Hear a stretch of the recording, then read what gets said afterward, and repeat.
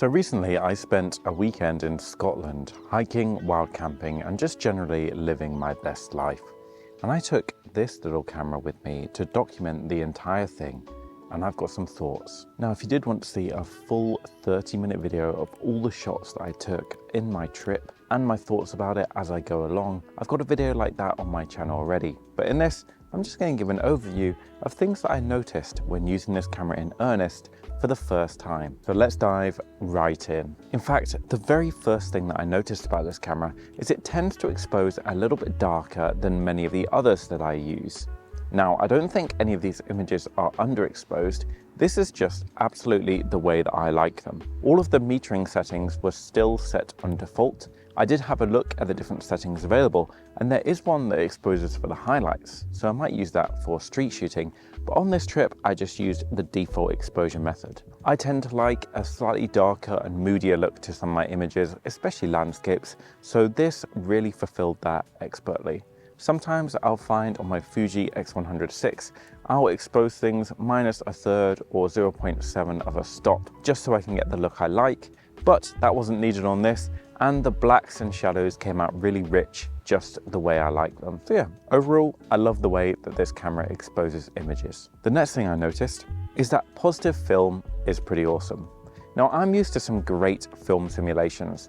I'm on the Fuji X100VI for most of this year. I've tested out some really great ones. Recently on my trip to Albania, I was loving Reggie's Portra, but really, the positive film is just absolutely excellent. I would liken it to the classic chrome profile. That was my original favorite when shooting on Fujifilm, except I just like this a little bit more. The contrast and clarity that this has is really excellent, and it was well suited to a range of different applications. It's really good for indoor use. Some of the interior shots that I got with this on my trip were really good, but it was also really nice outdoors as well. It had some great greens, which is always important for me when I'm taking pictures with so much foliage in, as well as not neglecting some of the other colors on the spectrum. The purple of the heather, for instance, also came out really nicely with this camera. This, together with the slightly darker exposure, is really a killer combination. I made some great straight out of camera pictures. Now, I'm going to be honest, one of the things that I was worried about when I bought this camera was the performance in terms of speed. I thought, this camera is almost 5 years old now, and there's probably going to be a chance that it'll feel a little bit laggy or slow, but first impressions have been really good. It feels really snappy. Autofocus is great.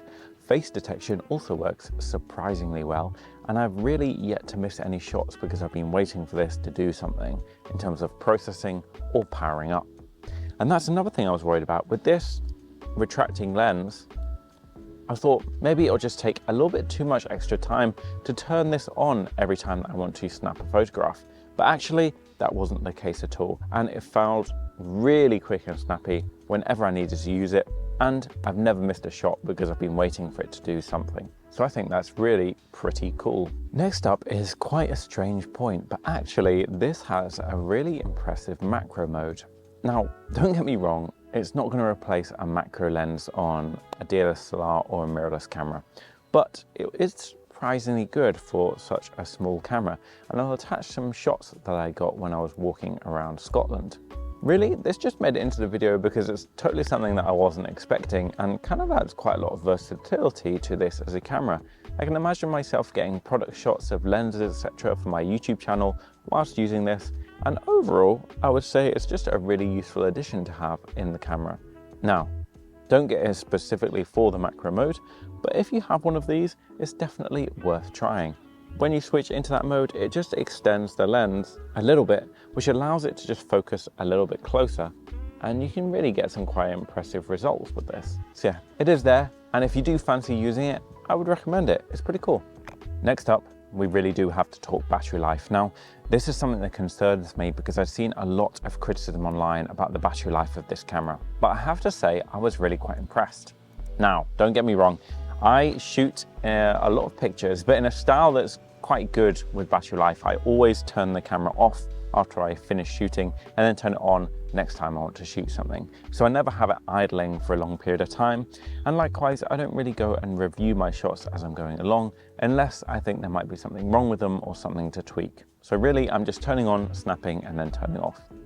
With that being said, for the 3 days in Scotland, I only really needed to charge it just so I could make doubly sure I wouldn't run out of battery on the last day, which I think is really quite impressive and was much better than I was expecting for such a small camera. Now, I probably wouldn't be using this for a wedding or something where I'm going to have to be shooting for a sustained period of time, but walk around usage is pretty good.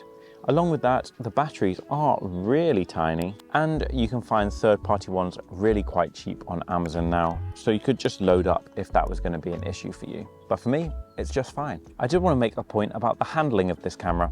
It is just kind of like a little brick, but it has a tiny little bump here which really helps when putting it in your hand. It is just a genuinely minute camera though. It's really tiny and I love that. It's really actually a pocketable camera in a trouser pocket or a coat pocket. And I had a little strap that went around my hiking backpack which I could just slip this in, and it just made all the difference really, just being able to put this in any nook or cranny that I had available when I was hiking. It really didn't feel onerous at all, but I was still getting some killer images when I was taking some shots. So really, this was the main point of me buying this thing, and I like to think it was a pretty good decision point because it just made my life so much easier and my trip much more enjoyable. Now, it's not all fun and games. There are some things that I found quite challenging, so we'll go through them now. Although I don't think any of them are real deal breakers. The first one is all about the LCD screen. The LCD on this just isn't that great. There, I said it. It's still pretty good, it's a touchscreen and it's pretty nice to go through and use the functions of the camera. I don't really have a problem with it then, but because it has no viewfinder, at least a built-in one, I'm relying on the LCD to have a look at the exposure of all of my images. Now, for the most part, this was fine, and I was in Scotland, so there wasn't that much bright light. But on the odd occasion where the sun did come out, I found it quite hard to judge around whether I'd got a good picture or not by the LCD alone. There was one particular instance where I wanted a picture of this building on a beach, and I just took so many shots of it because I thought I hadn't got a great exposure because the light was just being a little bit tricky during the day. When I got back and put them all on my computer, it was quite funny to me that I'd gone there 3 different times throughout the day to try and get a good picture because I wasn't convinced that I'd got a good one yet, only to find out that actually they were all pretty good. So a happy conclusion to the saga, but a little bit annoying that I couldn't tell directly at the time, simply because the light was too bright for me to have a look on the back of the camera. Now, like I mentioned, this camera came out 5 years ago, so it's not really something I can complain about, but on the next version, it would be great to get an updated LCD screen. Some other quick fire observations about this camera. One of the things that I noticed is that I bought an open box model and it was pretty much spotless when I first got it. But you can see already that this ring around the outside of the lens really does take a beating. I've got so many chips on mine already, and I'm thinking about ordering a new one on Amazon because you can get cheap replacements. This isn't really a problem, but it's just funny how it managed to pick up so many scuffs just being in my pocket. Now, it would be remiss of me not to mention the build quality. Although this is just like a nice little brick, it is very plasticky. I do think that if I dropped this, I'd be in some serious trouble. Luckily for me, I haven't done any such things yet, but I'm not looking forward to the day where this slips out of my hand and falls onto the concrete.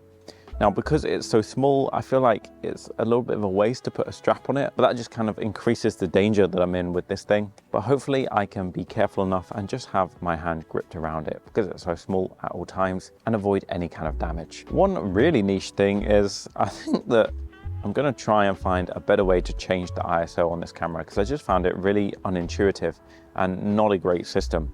You kind of press this left button here and then it gives you a way to like cycle through, but it seems to be like a 3-step process to select a manual ISO and then get the right one dialed in, which just takes a little bit too long for me. If you know a better way of doing it, let me know in the comment section below. And then finally, for some weird reason, and this one's on me, I thought that this had an inbuilt flash, but it doesn't. And I'm thinking of getting a third-party one to stick on the top just to experiment with, but I'm not sure which one. So again, if you've got any suggestions, I'd be really interested in knowing what they are. So in conclusion, in a world of boring, uninspiring and generic cameras, Ricoh is standing tall and offering us something actually a little bit unique. From the outside, this is a weird product to consider. A 5-year-old compact camera with a fixed 28mm lens at f2.8 is not particularly fast, with an APS-C sensor, but also the best film simulation I think that comes as standard packed right into it. This is kind of a mixed bag, but also just an excellent product. Despite all of this, it just works, and it's something that's really compelling and gives you a great shooting experience. I can't remember my back and my backpack being so light and pain-free for the entirety of a trip, while still being able to get professional level images. And that's just thanks to the fact that this thing is tiny, super lightweight, but also takes stunning imagery. It's a great core product that I'm sure Ricoh will continue to innovate on, and I can't wait until the GR4 comes out. I'll be seriously considering it.